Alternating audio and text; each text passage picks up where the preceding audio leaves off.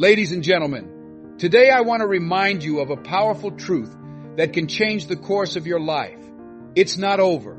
No matter what challenges you've faced, no matter how many times you've stumbled or fallen, your journey is not over until you say it is. Life is full of twists and turns, ups and downs, but it's those who refuse to give up, those who keep pushing forward, who ultimately achieve greatness. Think about a time when you felt defeated, when everything seemed hopeless, yet here you are today, stronger and wiser because you chose to keep going. Today, I challenge you to embrace that same determination and resilience. Remember, it's not over until you decide to give up. And I know that within each of you lies the power to keep fighting, to keep striving, and to ultimately prevail. It is with great honor that we introduce to you Les Brown, ladies and gentlemen. I would like you to consider your dream at this moment. Since there are a lot of dreamers in this room, right now, while you consider and visualize your dream, consider it. All right, folks, allow me to share a little stuff with you. I don't think any of us have dreams that weren't given to us with the intention of realizing those specific desires. And I want to tell you about something that has transformed my life. As Jack mentioned, I began with really modest beginnings. I'm not sure what you're dreaming of. I don't give a damn if it sounds unrealistic. I don't give a damn how depressing it was because you've been pursuing that ambition. But this is what I am aware of. That the aspiration you own within your thoughts is indeed feasible. Please, let's say that aloud. It is conceivable.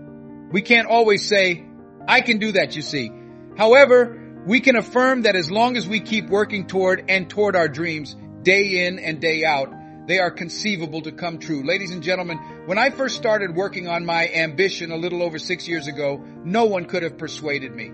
And since I was prepared to take a chance, and most people won't, I urge you to consider what your dream might be. The majority of individuals you speak with in an attempt to get them involved in the business are not willing to take risks. Most people have accomplished everything they could possibly do. They provide for their family, make a living, and eventually pass away. For those who are pursuing their aspirations, however, life has a unique significance. And here's what I will tell you. Striving toward your dreams will result in a great deal of disappointment, failure, suffering, setbacks, and defeats. However, you will learn certain facts about yourself that you are now unaware of while doing it.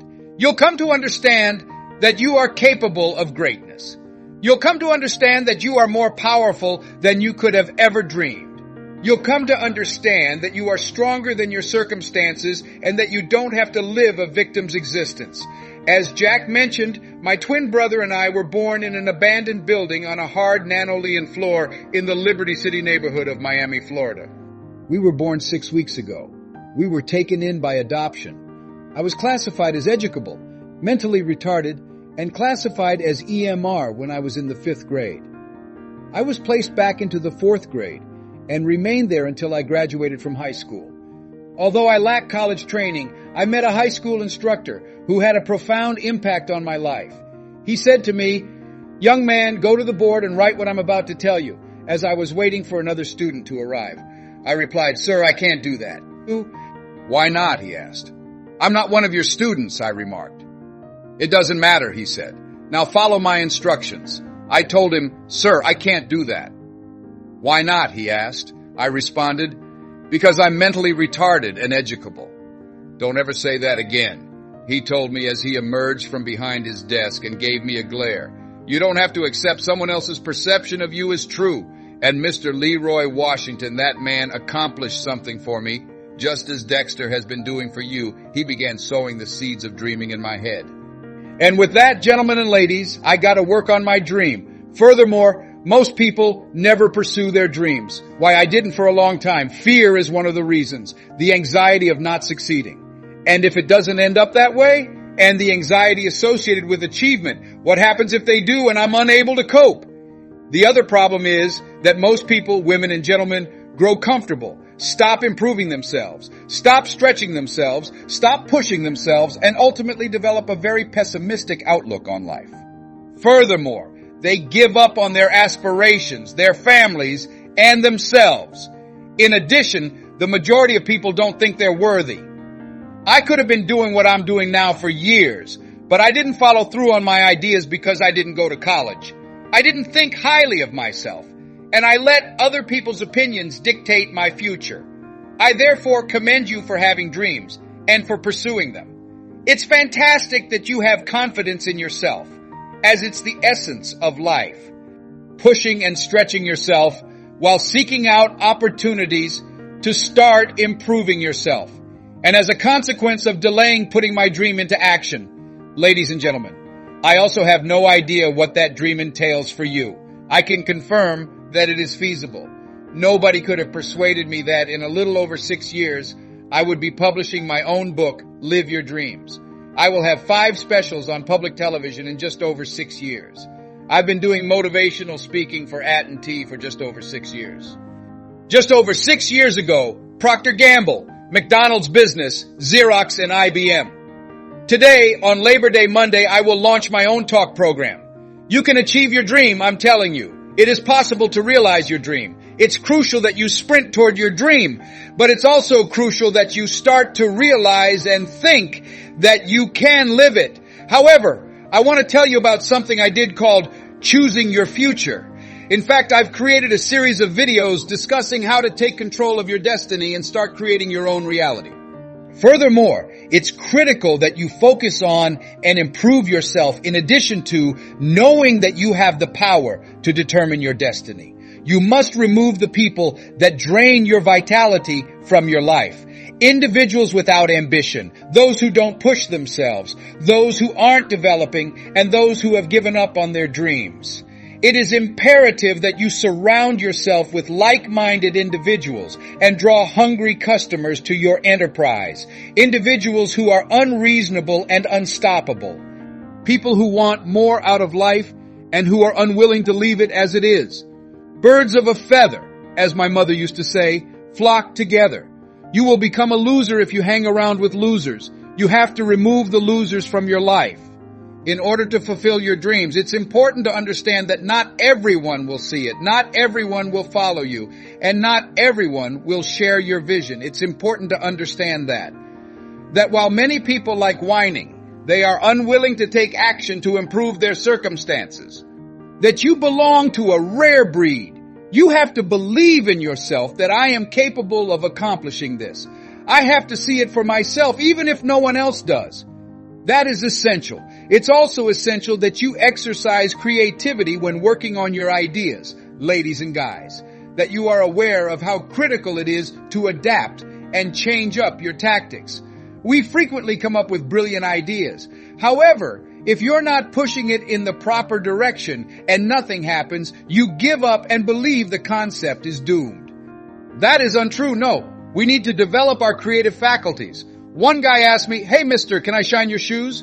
as I was strolling down the street in New York, and I replied, "No, I have to go. I am pressed for time." I carried on moving. "Hey, man, your shoes look clutty," commented someone else. "Could I polish your shoes, please?" "No, I don't have time," I said. "Sorry, but I'm occupied." Additionally, my pace increased, and a lot of people asked to do business with me. At last, a young man moved in front of me and said, "Pardon me."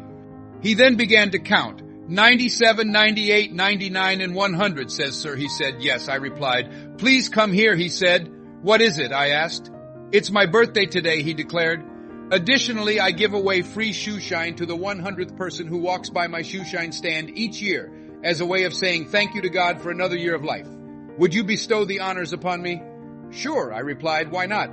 "Georgia, I got up on the shoe shine stand. He worked hard to shine my shoes while I sat there, and they were shining when I looked at them after I got down. As I turned to leave, I stopped and said, "Thank you. Excuse me, but what is your standard charge?" "Just 2, he remarked. "You know what I told you? Today is your birthday. Here are 5 of them. Hold on to the change." "Thank you," he said. He began counting again as I turned to walk away and looked in the other direction at other people approaching. 100, 97, 98, 99. You have to be adaptable and always ask yourself, how can I make this better? This economy is driven by the consumer. It is imperative that you consistently investigate different approaches to enhance the caliber of services you offer to the individuals within your company. I recall hearing about a large company's extra value service that they offered to its clients. This is how the woman who conducted the press conference summed it up. It's not our objective to please or satisfy our customers, she stated. Our goal is to astound them. If you want to compete in today's market, you have to find ways to wow your clients by being one of those people that always follows through on your promises. That is unrelenting. Working with individuals you bring into your corporation requires that they perceive you as an excellent role model, since you set the standard for honesty, ethics, drive, and ambition in addition to your commercial dealings. That means you are at the next stage. You are that only you are capable of doing it. And while you will encounter some setbacks and disappointments, that's just part of the process. You have to be aware of that. I recall beating my 9-year-old son, John Leslie, 10 times in a row when we were playing a game called Connect 4. I'm bored, John Leslie, I eventually said. I want to stop playing you. And I stood up. I'm ready to go to sleep, I declared, and kindly repeat after me. Together, let's declare that this isn't finished until I prevail. No, you can't go now, Dad, John Leslie said. Why, I asked. It's not over until I win, he declared. That was his mindset. After we sat down, we continued playing games. Finally, John Leslie emerged victorious in the 11th game. With a yawn, he stood up and declared, I'm ready to go to sleep now.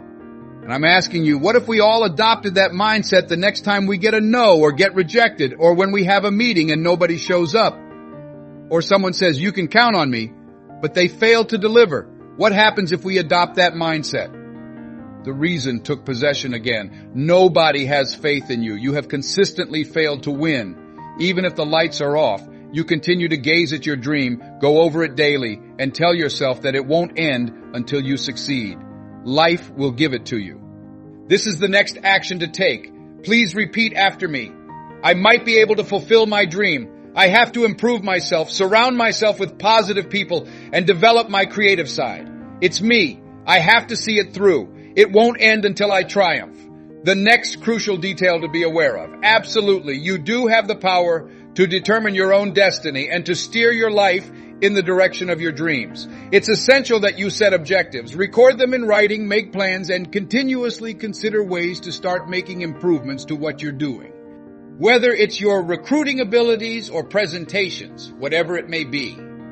It's also essential that you search for strategies to consistently come through when others believe you have given up, that you need to accept personal accountability and understand that you must make it your own mission to succeed. The next thing I want to tell you, ladies and gentlemen, is that some of you are already aware of how difficult it is. It's not simple. Changing your life is difficult. It was difficult when I experienced financial difficulties a little more than 3 years ago while running my firm out of the Penobscot building in Detroit, Michigan. In my workplace, I was also dozing off. Entering the lobby was difficult, and the guard remarked, "Excuse me, Mr. Brown, may we speak with you for a moment?" And I replied in the affirmative. When I approached the counter, he handed me an envelope. "Would you mind reading it here?" he said. I read the envelope, which said, "This is an office tower, and it was from management. This isn't a lodging facility. Do not sleep in your office, please." "Excuse me, sir," I said, "I just put in a lot of overtime to build my company." As an entrepreneur, things are difficult for me today, but they won't stay this way forever. And all I asked for was the chance to carry on doing what I'm doing. I'm not attempting to settle here. Additionally, navigating the lobby was challenging. And occasionally they would chuckle. "Here, look at this guy. He's talking about getting successful. He's taking a bath in the 21 St. Floor bathroom upstairs. He snoozes on the ground. Up there with him and 2 other dreamers. Examine him." Ladies and gentlemen, it was difficult to approach individuals and give a speech. In addition, I was having money problems of my own. Both my dreams and my bills were behind me. "You can live your dream," I'm telling them. Gentlemen and women, it was difficult. It was so hard for me to get out of bed every morning and believe that I could succeed. I had self-doubts occasionally. "God, why?" I exclaimed. "Why am I experiencing this? All I'm trying to do is look after my mom and my kids. I'm not attempting to defraud anyone. Why did I have to experience this? It was really challenging. And I would like to express this to you. For those of you who have gone through some difficulties, never lose up on your goals. Had I persisted in holding on, pushing ahead, and running toward my dream of having my own talk show someday, no one could have persuaded me otherwise. Ladies and gentlemen, It's a long shot from Liberty City. On the floor of an abandoned building, I was never introduced to my parents. Being here with you in this Atlanta Dome today is a long shot. It's unlikely. No college education deemed mentally retarded or educable. However, I persisted in pursuing my dream. Never stop, never stop. Keep sprinting in the direction of your dream. It's critical. There will be times when you question yourself while you cling to that dream. Although difficult times are ahead, they are not here to stay. They have arrived to depart. It's critical that you understand that. Say, I'm having a character building day instead of I'm having a bad day. It's critical that you think you have what it takes to pull this off. At the end of the school year on June 1st, I recall this high school instructor, Mr. Leroy Washington. We had only a few days left before our departure. I recently received my report card, which stated that I would need to attend summer school because I failed both English and history. And I was feeling really gloomy and down on myself, thinking that I was a failure and that I was receiving documents slower than other people. I was in the 11th grade, and even though I wasn't allowed to be there, I went in because Mr. Washington was giving a speech to the graduating seniors, and I felt like that speech was for me. And my heart started to race as he said. Tears started to stream from my eyes. He was a really dramatic man, and I was in the back listening to him talk about how I still talk to him now. As you prepare to graduate from Booker T. Washington High School, he remarked, I want you to realize how fortunate and highly favored you are. And so you should start realizing that you are capable of greatness as you move into the future. And if just one person here starts to imagine that they are blessed and highly favored to achieve their goals, if just one person understood the essence of that you have greatness within you, and it is your responsibility to manifest that greatness, that you can make your parents and your school proud, that you can change the lives of millions of people, and that the world will never be the same because you came this way, then the world will never be the same. And he received a thunderous standing ovation from the students. I chased after him as he fled out of the auditorium, catching up with him in the parking lot. Mr. Washington, I said. Yes, he replied. Do you remember me, sir? I said. No, he replied. My name is Leslie Brown, I said. This is where my mother works at the cafeteria. Leslie and Wesley are the twins, including myself. Mr. Washington, but I got these big dreams, I love people and I like to talk to people, I added. I want to work with people, I declared. And I have this goal of owning a house for my mother. Please allow me to do that, Mr. Washington. It's feasible, Mr. Brown, he said. I called him again as he was leaving. Mr. Washington, I said, what do you want now, he asked. I answered, sir, I am the one. I declared, I'm the one. Do you recall me, sir? I am Miss Mamie Brown. It's me, dude. It's me, dude. You have to believe that this is the reason you're here, as you are the singular entity. And I recall that Sunday afternoon in Miami, Florida, when PBS aired my special You Deserve It. I told him to tune in when some buddies called him. He also watched the show. When I answered the phone when he contacted me in Detroit, I said, hello? Please let me talk to Les Brown, he said. Who's calling? I asked. You know who this is? He said. Oh, Mr. Washington, it's you, I said. You were the one, didn't you? He said. Yes, sir, I said. And you were so crazy, he added. I know, but I'm wealthy, I remarked. It will not be simple, ladies and gentlemen. It was difficult to lie on the Penobscot building's floor while thinking and gazing out the window. I remember asking myself, Les, can you do this? Could you please make this happen? I used to spend all day listening to recordings with motivational speakers like Dennis Waitley, my wonderful friend Zig, and myself, as well as Dr. Norman Vincent Peale and Dex, who would always say, don't let anybody steal your dream. I used to think, am I capable of doing this? And I felt something tell me that you're the one. You are the one. Ladies and gentlemen, allow me to share something with you. Write down at least 5 reasons why you deserve your dream, why you won't give up, what will make you unstoppable, and why you must be unreasonable while you're here and before you return to your separate cities and communities. Because you can't accomplish it today, according to reasonable and practical reasoning. However, you must be an unreasonable person if you wish to achieve irrational outcomes in your life, such as fulfilling your dreams and controlling your own fate. You must be a unique individual, so put your motivations for coming here in writing.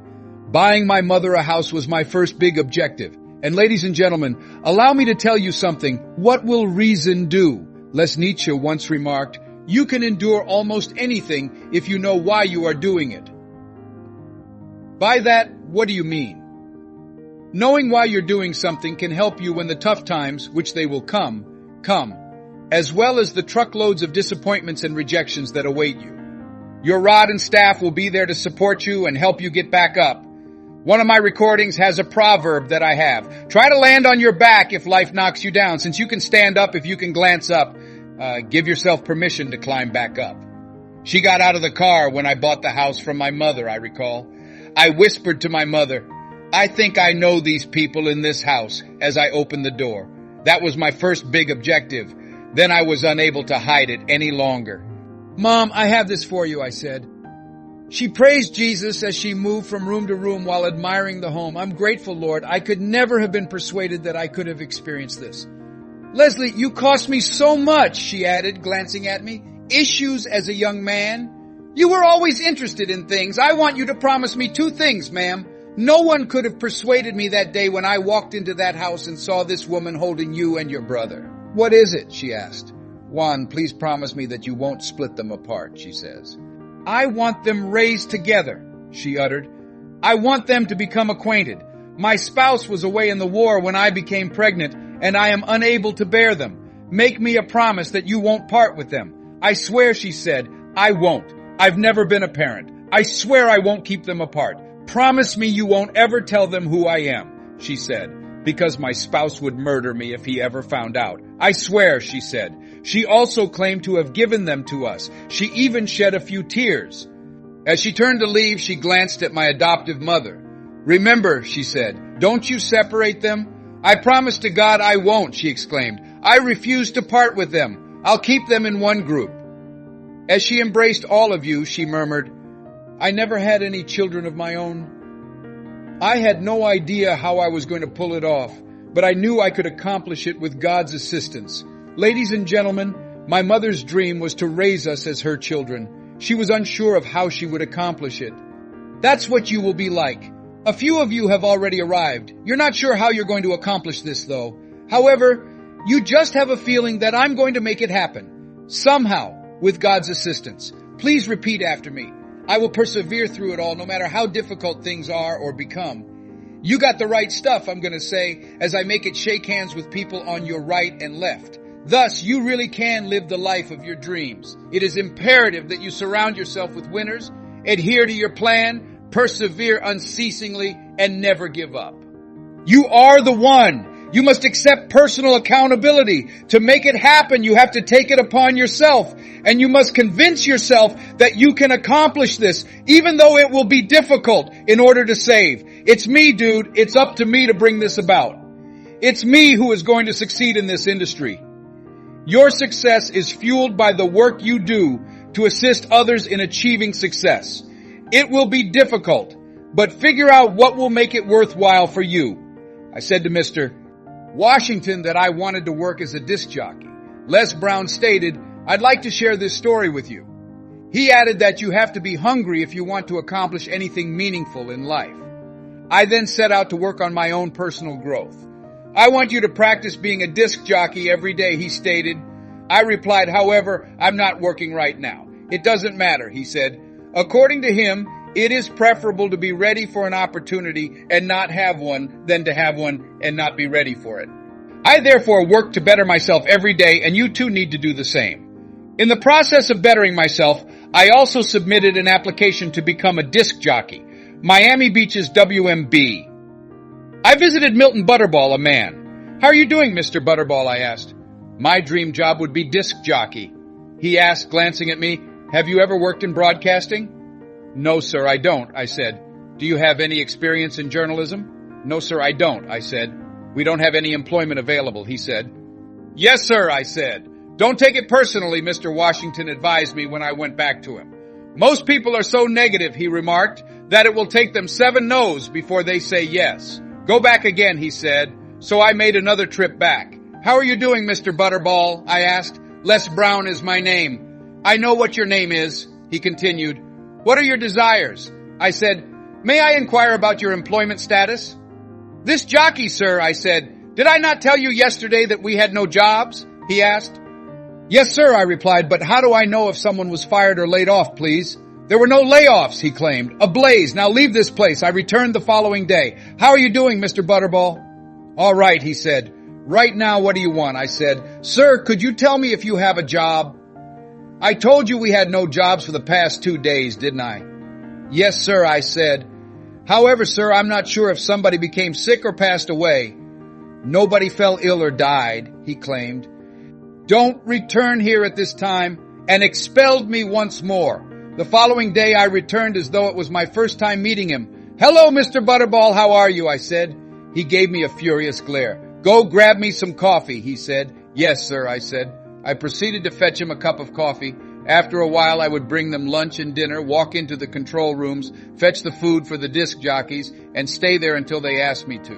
Afterwards, they had begun to rely on me to pick up visiting performers. Entertainers like Donna Ross and the Supremes and the Fort Toppers and the Temptations. I would take them on a drive around Miami Beach and those big lengthy Cadillacs that are disc jockeys. Despite not having a driver's license, I drove as though I did.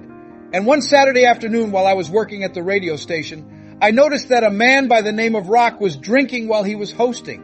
I was the only person there, wandering back and forth, hungry and eager, and staring at him through the windows of the control room. "Say, drink Rock," I was saying. "Sip, rock, and drink."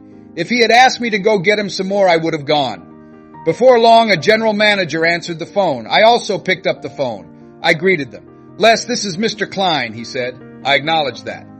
"Rock can't finish his program," he remarked. I acknowledged that. "Would you please bring in one of the other DJs?" he asked. "Yes, sir," I said.